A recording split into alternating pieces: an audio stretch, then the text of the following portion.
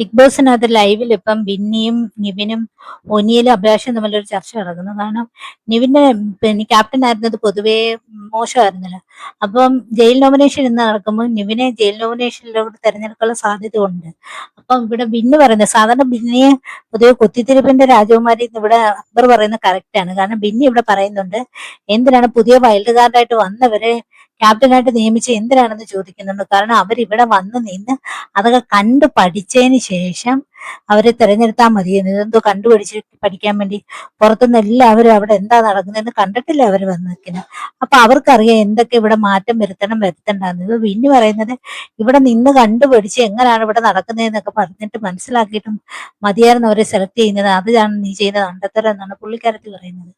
പക്ഷെ അവര് പുറത്തുനിന്ന് കണ്ടിട്ടാണ് ചെല്ലുന്നത് അവിടെ എന്തൊക്കെയാണ് നടന്നതെന്നുള്ളത്. കറക്റ്റിന് പിന്നെയും കുത്തിത്തിരിപ്പുകാരിയാണെന്ന് പറയുന്നത് കറക്റ്റാണ് കേട്ടോ. ഇങ്ങനൊരു കാര്യം ഇപ്പൊ രാവിലെ നടന്നതാണ്. അവര് എല്ലാരും കൂടെ ചേർന്നൊരു ചർച്ചയിൽ നടന്ന സംഭവമാണത്.